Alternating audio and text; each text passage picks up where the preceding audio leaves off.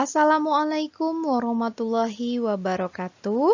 Selamat pagi, anak-anak. Pada kesempatan kali ini, kita akan belajar materi tentang apa ya? Ini dia, bersuci dari hadas dan najis.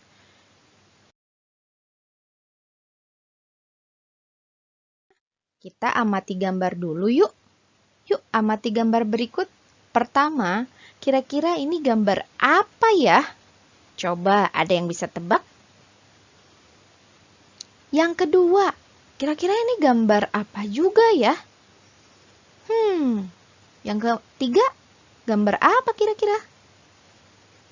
Dan yang keempat, gambar apa ya?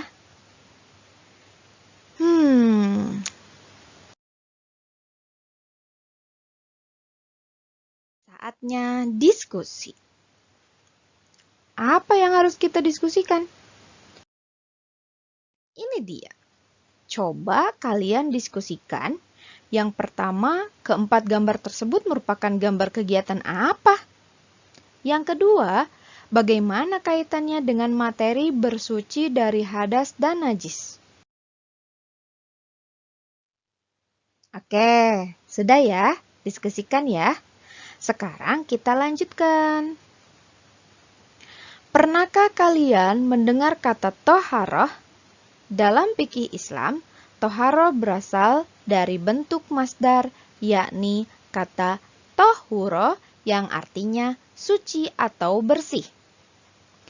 Sedangkan menurut syarat, toharoh adalah membersihkan diri, pakaian, tempat, dan benda-benda dari najis dan hadas menurut cara-cara yang ditentukan oleh syariat Islam. Ya, toharoh ini mempunyai kedudukan yang sangat penting sekali. Kenapa? Karena toharoh menjadi salah satu syarat sah untuk kita ibadah. Seperti syarat sahnya sholat, kemudian apalagi tawaf, kemudian apalagi membaca Al-Quran. Itu kita harus bersih, suci, ya. Coba lihat dalil di bawah ini. Ini kira-kira surat apa ya? Oh, sudah muncul. Surat Al-Baqarah ayat 222. Coba kita baca sama-sama yuk. A'udzu billahi minasyaitonir rajim. Bismillahirrahmanirrahim. Innallaha yuhibbut tawwabina wa yuhibbul mutatahhirin. Artinya, sesungguhnya Allah menyukai orang yang taubat dan menyucikan diri. Nah, bersuci dalam Islam tentu penting. Dalam kehidupan sehari-hari pun penting. Bersuci itu ada bersuci secara lahiriah dan bersuci secara batiniah. Kalau bersuci secara lahiriah itu yang berkaitan dengan badan kita, tempat kita, ya. Itu harus suci, harus bersih. Nah, sedangkan kalau bersuci batiniah adalah apa? Yang segala di dalam hati kita, ya. Dari mulai perbuatan baik, istilahnya rasa-rasa yang terpuji, seperti tidak punya dendam, ya, penyabar, penyayang. Nah, lalu apakah kita yang hatinya jelek ini bisa dibersihkan? Tentu bisa. Caranya dengan apa? Dengan taubat, dengan memperbanyak dzikir, ya. Oke, kita. Nah, macam-macam bersuci dalam Islam ada dua, bersuci dari hadas dan bersuci dari najis. Nah, di sini sebetulnya bersuci dari hadas dan najis ini kedua yang tidak dapat dipisahkan. Jadi, hadas dan najis ini harus dihilangkan ketika hendak mau melaksanakan ibadah. Dalam pembahasannya, Ibu bedakan kenapa agar kalian lebih mudah saja memahami. Nah, sekarang bersuci dari hadas. Hadas itu apa sih? Ada yang tahu nggak hadas itu apa? Hadas adalah segala sesuatu yang keluar dari apa? Kubul dan dubur kita. Ataupun segala sesuatu perbuatan yang menghalangi kita untuk melaksanakan ibadah. Ya. Nah, hadas terbagi lagi nih. Ada hadas kecil, nanti yang keduanya hadas apa? Ibu bahas dulu yang hadas kecil. Hadas kecil itu segala sesuatu yang keluar dari kubul dan dubur, juga salah satunya adalah yang perbuatan, ya. Nah, hadas kecil ini bisa disucikan dengan cara apa? Cukup dengan wudhu, kalau tidak ada air, dengan tayamum. Sebab-sebab hadas kecil, yang pertama keluar sesuatu dari kubul dan dubur. Kubul dan dubur. Ada kemaluan, ada pantat ya. Nih, kira-kira apa nih yang keluar dari kubul dan dubur? Coba, BAK, betul. Ya, buang air kecil. Ya, kemudian apa lagi? Buang angin, betul. Ya, kemudian BAB, buang air besar, betul. Nah, sekarang yang kedua nih, hilang akal. Hilang akal ini bukan gila di sini, bukan hanya gila, tetapi misalnya kamu tidur ya, kamu tuh mau sholat, tapi kan tadi kamu habis tidur, maka kamu harus wudhu dulu gitu. Kemudian apalagi pingsan ya. Nah, selanjutnya bersentuh kulit laki-laki dan perempuan yang bukan muhrim dan keduanya sudah baligh. Nah, ini wajib untuk berwudu. Nah, hadas yang kedua itu ada hadas besar. Hadas besar itu apa sih? Hadas besar itu yang bisa dicucikan, bisa disucikan dengan cara mandi wajib, atau bahasa lainnya mandi janabah, atau bahasa lainnya juga mandi besar. Sama ini kok, satu bahasan. Tapi kalau nanti kalian melihat di soal atau di pertanyaan-pertanyaan umum atau di kalangan masyarakat, itu ada 3 istilah nih untuk mandi besar ya. Mandi wajib, mandi janabah, mandi besar. Ada satu lagi, adus. Iya, betul. Nah, kenapa sih sebab-sebabnya kok bisa ada hadas besar? Hadas besar ini disebabkan pertama, berhubungan suami istri. Ingat, kalian tidak boleh melakukan hubungan suami istri karena kalian masih di bawah umur, ya. Dan tidak boleh nanti kalau kalian melakukannya, itu kalian termasuk perbuatan apa? Zina. Dosanya besar, ya. Kemudian keluar mani. Ini biasanya terjadi pada laki-laki nih. Nah, siapa di sini yang umurnya sudah lebih dari 9 tahun? Dari 15 tahun? Ada? Biasanya laki-laki ini tanda baliknya itu ada keluar mani ketika mimpi basah, ya.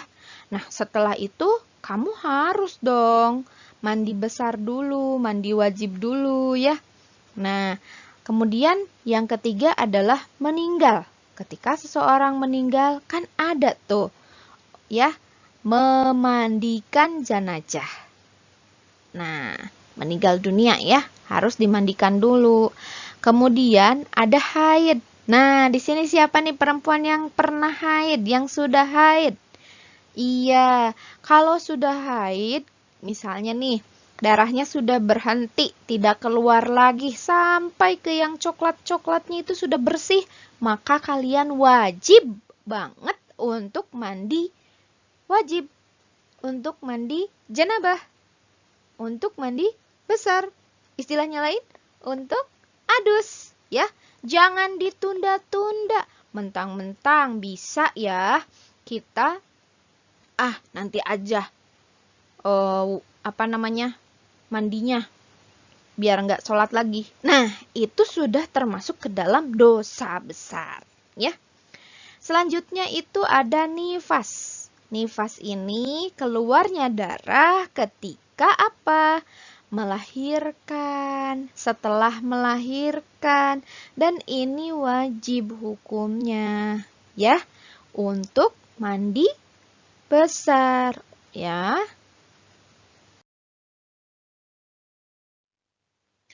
Bersuci dari najis. Nah, sekarang masuk ke najis nih. Najis secara bahasa adalah sesuatu yang menjijikan. Iyo, biasanya ya kalau ketemu ih gitu bahasanya. Nah, menurut istilah fikih, najis merupakan kotoran yang wajib untuk menghilangkan dan menyucikannya dengan tata cara yang ditentukan. Jadi untuk menghilangkan ini najis sudah ada tata caranya, ya. Nah, ini ada dalilnya juga nih, surat Al-Baqarah ayat 125. Kita baca sama-sama yuk. A'udzu billahi minasyaitonir rajim.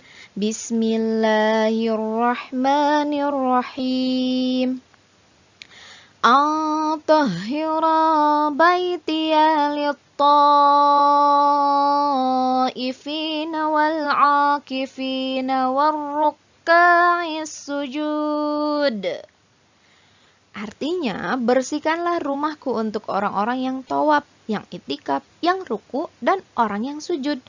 Berarti najis ini tidak hanya membersihkan diri saja, ada juga yang harus dibersihkan. Itu ada tempat, ya, ada pakaian yang kita pakai, ya, itu harus bersih dari najis. Nah, oke, kita lanjutkan. Sekarang masuk ke dalam macam-macam najis. Pertama, najis muhafafah. Ini tingkatan najis ringan. Kedua, ada najis mutawasitoh. Ini tingkatan najis sedang. Ketiga, ada najis mugoladoh. Ini tingkatan najis apa? Berat, betul. Najis muhafafah ini adalah najis yang disebabkan oleh air kencing bayi laki-laki yang belum makan apa-apa kecuali air susu ibu dan umurnya kurang dari 2 tahun. Nah, bagaimana cara mensucikannya? Cara mensucikan najis ini cukup dengan memercikan air pada benda yang terkena najis. Nah, itu kan kalau air kencingnya anak laki-laki. Kalau sekarang, kalau bayinya perempuan, nah kalau bayinya perempuan kemudian umurnya sama, belum makan apa-apa, ini ada beda nih. Cara menyucikannya harus dibersihkan dengan air yang mengalir pada benda yang terkena najis sehingga hilang warna, bau, dan rasanya. Begitu. Nah, makanya kok orang tua kita langsung mencucinya? Iya, itu artinya kehati-hatian, waro, apik ya, dalam menjaga untuk kita selalu bersih dan suci. Makanya orang tua lebih baik mencuci pakaian tersebut. Begitu. Nah, kemudian ada najis mutawasitoh. Najis mutawasitoh ini adalah najis sedang. Ya. Najis yang berupa apa ya? Nah, najis mutawasitoh ini ada 2. Mutawasitoh hukmiyah dan mutawasitoh ainiyah. Kalau mutawasitoh hukmiyah adalah najis yang diyakini adanya tetapi tidak ada bau, rasa, ataupun wujudnya. Artinya, najis ini sudah lama adanya. Misalnya nih, ada tadi dedeknya kencing. Tapi ternyata airnya itu sudah kering, ya. Nah, itu disebut najis hukmiyah. Bagaimana caranya untuk menyucikannya? Yaitu cukup disiram air di atas permukaannya agar hilang saja keyakinan bahwa itu sudah apa? Sudah suci, sudah bersih, ya. Kemudian ada mutawasitoh ainiyah, adalah najis yang masih ada wujud, bau, ataupun rasa. Nah, cara mensucikannya adalah dibasuh sampai hilang wujud, bau, ataupun rasanya. Yang termasuk ke dalam najis mutawasitoh ini ada apa aja sih? Ada darah, tuh di gambar ada apa? Darah. Ada nanah, ada kotoran hewan, ada muntah, ada arak ya atau miras, dan bangkai binatang darat. Pokoknya bangkai binatang ya. Cara mensucikannya tadi itu harus dibasuh sampai hilang apanya? Hilang apanya? Wujud, bau, ataupun rasanya. Gitu. Kemudian selanjutnya ada najis mugoladoh. Najis mugoladoh ini adalah termasuk najis berat. Suatu benda yang kena najis ditetapkan berdasarkan dalil yang pasti atau qot'i. Nah, maksudnya apa ya? Najis yang disebabkan, salah satunya itu najis berat ini disebabkan oleh air liur anjing. Ya. Nah, kemudian sama dengan air liur apalagi? Babi ya.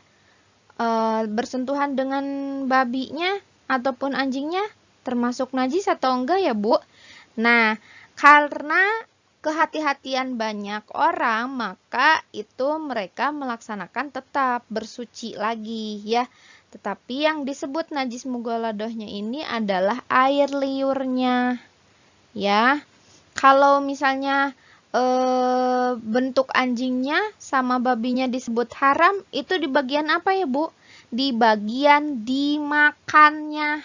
Ya, nanti di kelas 8 ada bab halal haram untuk makan dan minuman. Nah, kalau di sini yang termasuk najisnya itu adalah air liurnya.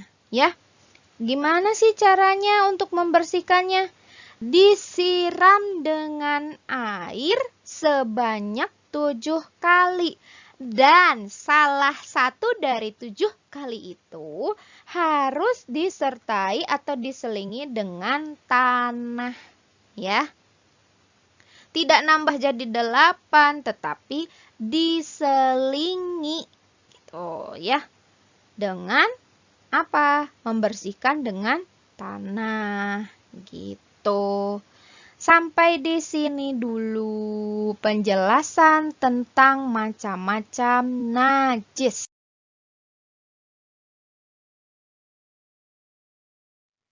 Ini pesan dari Ibu, ya. Yang pertama, ayo semangat belajar agar menjadi cerdas. Yang kedua, selalu fokus setiap pembelajaran berlangsung. Yang ketiga, berbicaralah sesuai dengan ilmu yang sudah kamu. Baik, itu saja. Terima kasih sudah menyimak penjelasan Ibu.